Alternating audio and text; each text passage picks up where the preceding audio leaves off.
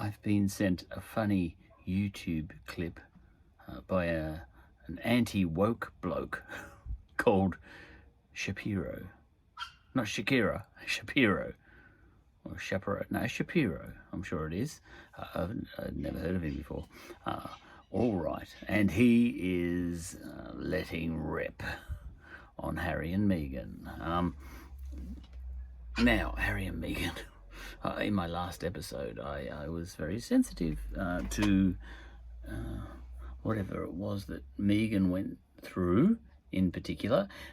Those sorts of situations that one can get oneself in can be horrible.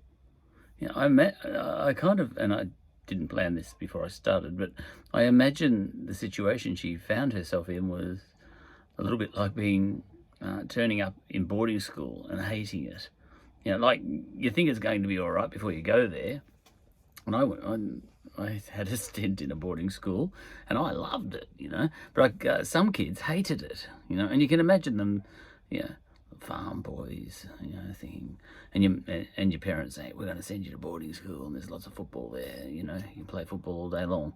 And the farm boy thinks, "Oh, that's going to be great," you know. And he rocks up there, and straight away he gets flushed. He said, "I don't like this anymore." And I didn't get in the firsts anyway, you know. So, is this a autobiography? All right. So, no, I did like it. I loved the food. You know, all the other kids were saying, "Oh, this is not like the way my mother cooks, you know, this is terrible." You know, and I was saying, "Oh, this is not like the way my mother cooks, it's great." Anyway, I can imagine, you know, having high hopes for going to boarding school and all that sort of stuff and rocking up there and hating it. You know, I can imagine Meghan found herself in that situation a little bit, maybe, you know. But anyway, I've got no idea what the hell was going on over there in that sort of dysfunctional family. Anyway, so I can't really make any intelligent comment about whether Meghan's in the right or wrong and everything. I think it was just like a match made in hell. Hollywood celebrity and sort of a prince that used to like dressing up in Nazi uniforms and going to parties. You know, that's even worse than blackface. How did he get away with that? And how did he end up doing that and ending up with a woke crown on his face? You know? I mean, a crown on his head, you know. Anyway, look, all that's neither here nor there. I actually don't think we are accountable for whatever we did 15 years ago, especially if we were really young men, because we're different people every 15 years. All the cells in our bodies regenerate, including the ones in our brains. So, you know, it's like, saying, someone said that recently. Now, what was it? It was, some young lady, African-American lady, who said something anti-Asian when she was like 17 or 16. She had a chemistry, I don't know who she is. She is the editor of Teen Vogue or something like that. And she said something, when she was back at school, she had an Asian chemistry teacher, and she got 2 out of 10, you know, and her Asian chemistry teacher marked her as 2 out of 10, and she texted or tweeted something, "Thank God I didn't have Twitter when I was a kid," said Obama once. "I would never have made it to president." And he was right. But anyway, this poor young lady, when she was 16, said, "Typical Asian, bloody Asian chemistry teacher gave me 2 out of 10, and didn't explain what I did wrong in the other 8. Typical Asian bastard, you know." I don't know what she wrote, but the point is it was deemed to be racist. And now she's 27 or something now, and all grown up and all that sort of stuff. And people are telling her to resign for what she did back then, you know, when she was a kid, you know. All the cells in her body have all changed since then, including in her brain. You can't be, you know, can't be held to account for stuff you put onto it. Well, people will be in the future. I've got to warn my children not to say anything on Facebook and never to make a YouTube episode with their face on it. I would never do anything as stupid as that. Now, but anyway, what was I talking about? Young girl said something stupid. Harry dressed up in a Nazi uniform. I forgave him for that. It's okay. Anyway, and wheeling back a little bit further, what have we got? We've got Harry and Meghan. Oh yeah, Meghan goes to boarding school. No, joins the royal family. Much of a muchness, and gets flushed. And doesn't like it, and says to her husband, "Let's get out of here and go to America." All right, it's something like that. It didn't work out well. But when she gets to America, she basically goes and has an interview with Oprah Winfrey and says, "I got flushed and I didn't like it," and Oprah says, "What? Haven't you ever been to boarding school before?" I don't know why Oprah was so surprised. Anyway, so, all right, they're all the facts of the matter, slightly twisted. Now, what happened then? So Meghan gave this sort of interview, and I was quite sensitive to the fact that she probably did get flushed, not literally, figuratively. And, when she was over in the palace, and she couldn't win, because it was a match made in hell, I reckon. So, she was saying, "Listen, I'll do anything you want me to do."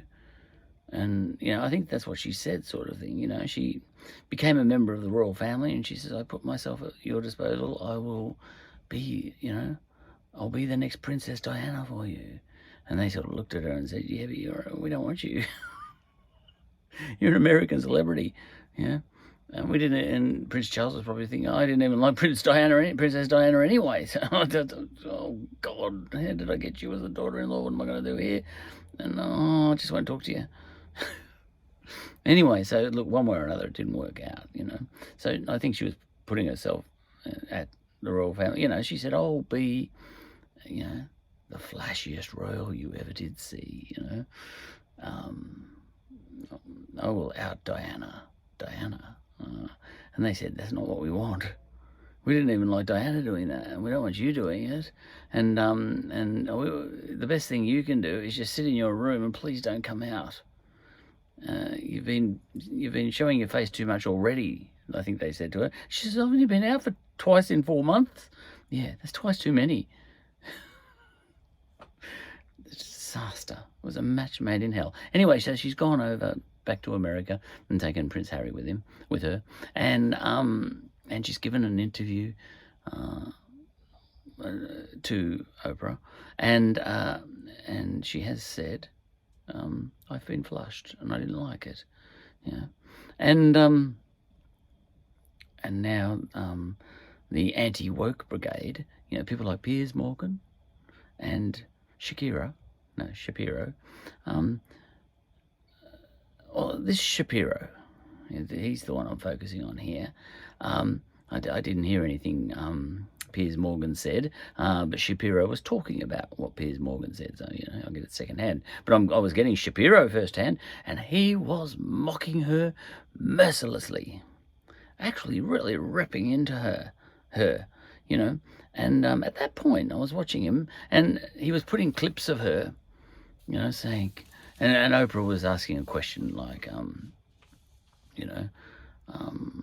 but didn't, isn't this what you expected when you joined the royal family or something? It was the sort of question I'm sure that Meghan wanted to be asked so that she could make her reply. And she said, "Can you imagine? I gave up a career, as a self-sacrificing thing, to do this, to become Harry's wife and all this sort of stuff. I was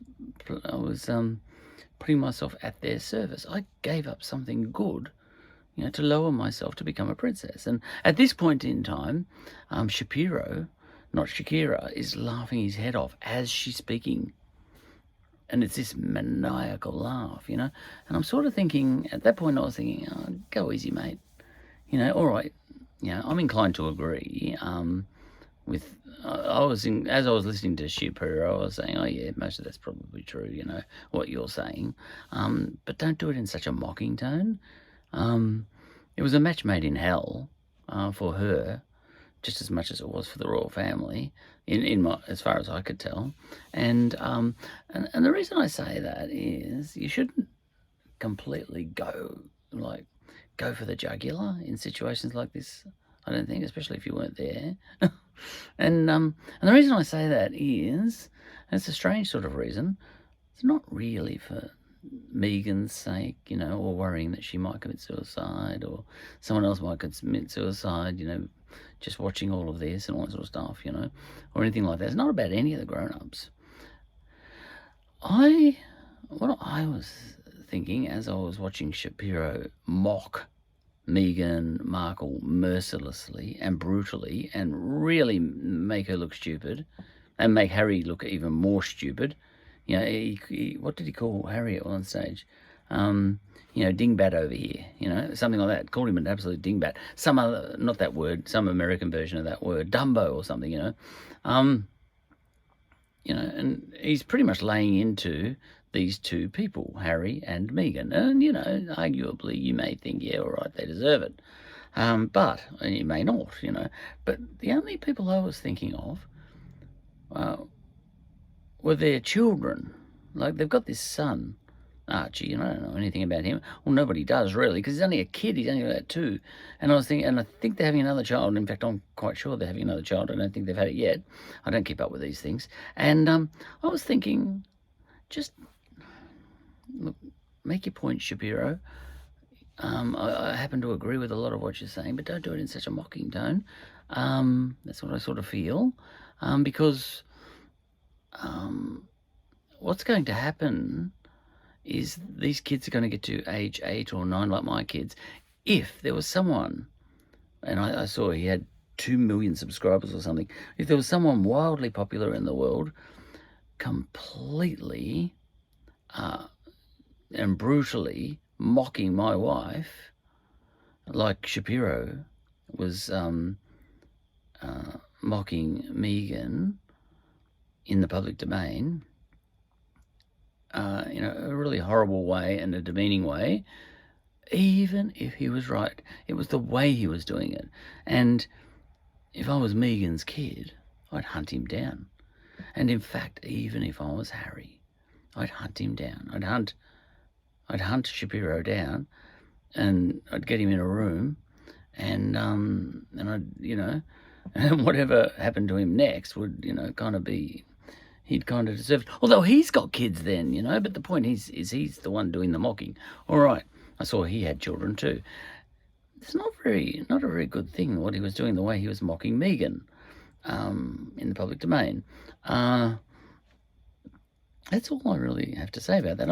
I feel uncomfortable about that, even if you think that Meghan Markle is just that, that trope that you used to see in Roman history and all that, the typical woman that comes in and smashes up everything, the wicked woman syndrome, that's a trope, and they call it.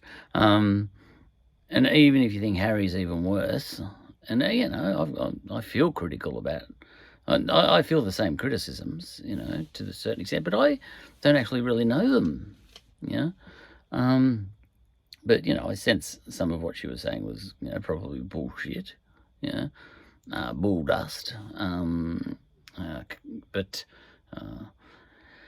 anyway, like she was saying, the only, they weren't going to make my son a prince, and the only reason I wanted him to make him a prince was, because I needed the security detail, because when you get a title, you get security along with that. I just wanted the security, and I don't know, it's like the most ambitious woman I've ever seen, being Meghan Markle, and I've got no problem with her being ambitious. I think that's a great thing, actually.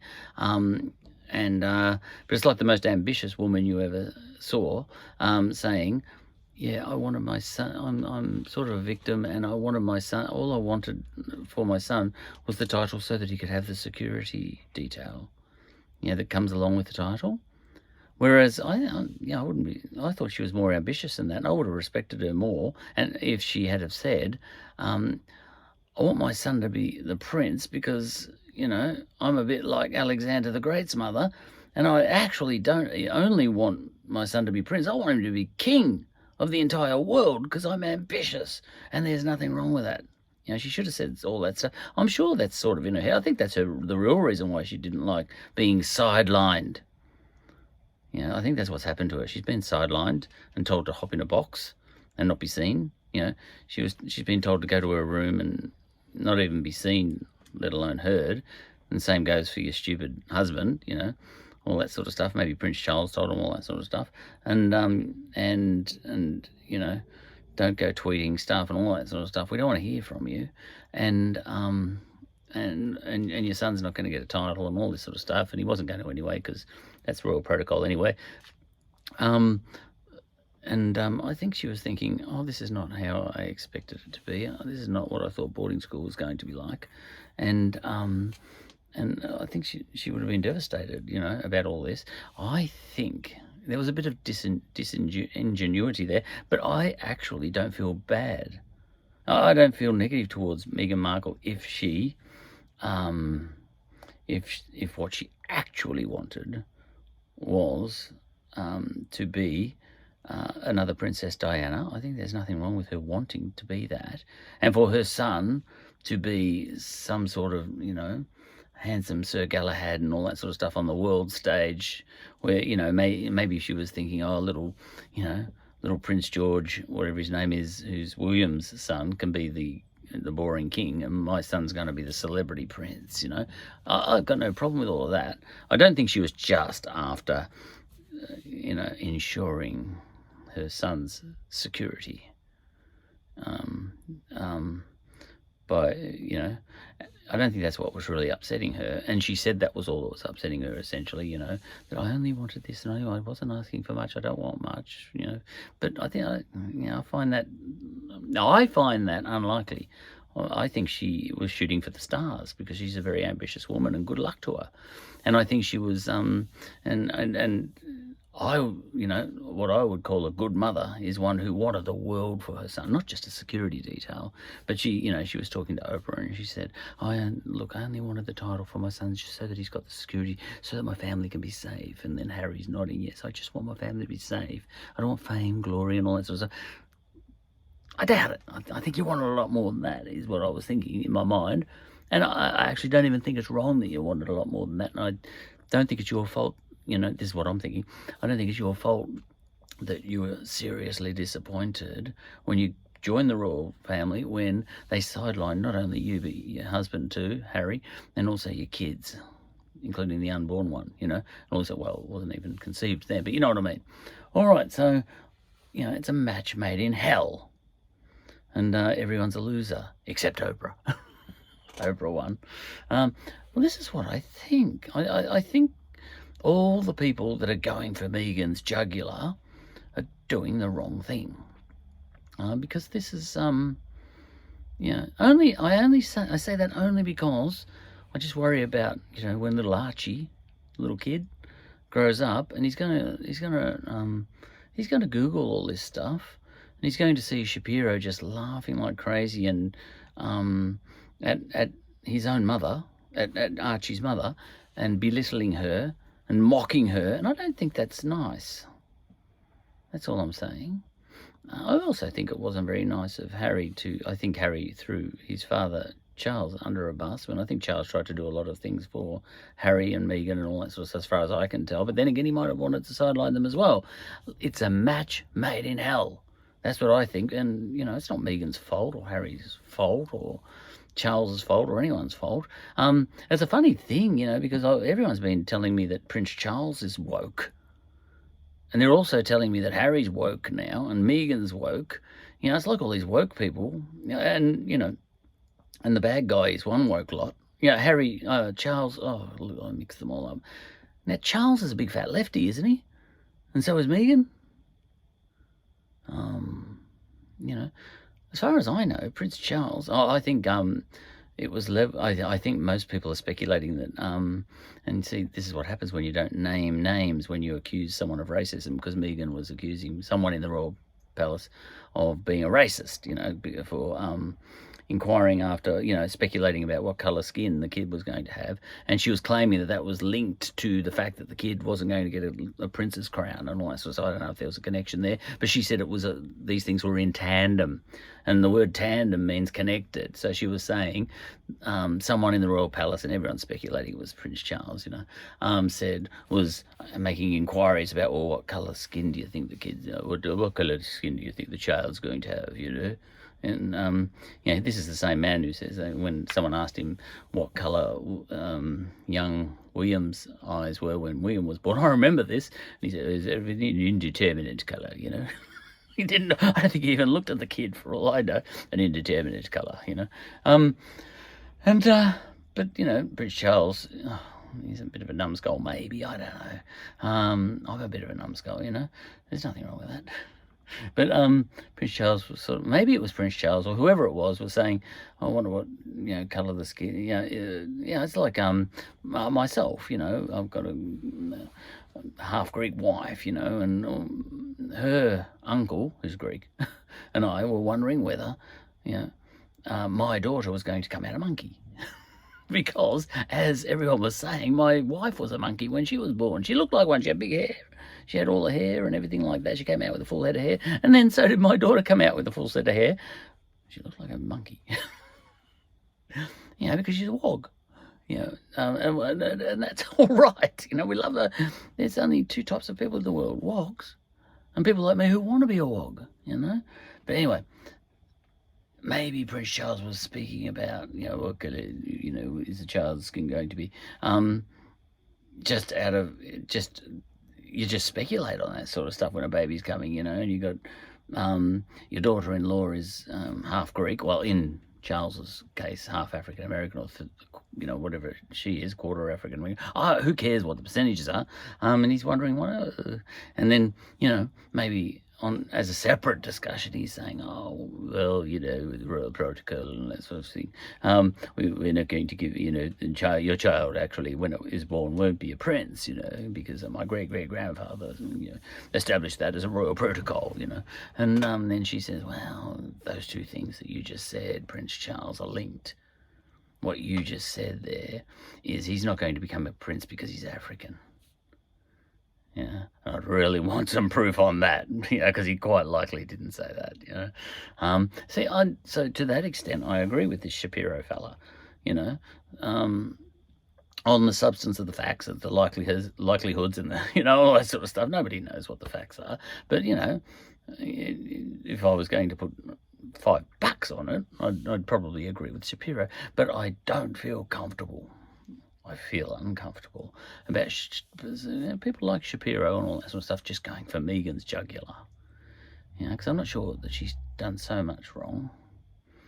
And as to Harry, he seems to be going for his father's jugular. Well, that's just normal behaviour for someone his age. I think I did with my father, with my father, when I was in my 20s, I was really cruel, but then I got to my 30s or whatever, or 40s and all that sort of stuff, and I had the opportunity to say, I used to be really sort of, it's a typical father-son thing when you're early, in your early 20s or whatever, you go a little bit, I hate you, and all this sort of stuff.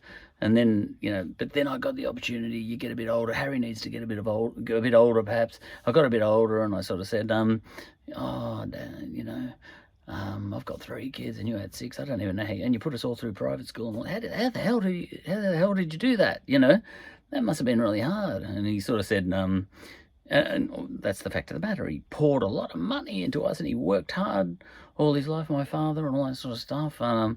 He earned a lot of money in his life and we all turned out pretty good. And look at me, I'm living in a great shed, and with my suits hanging up there.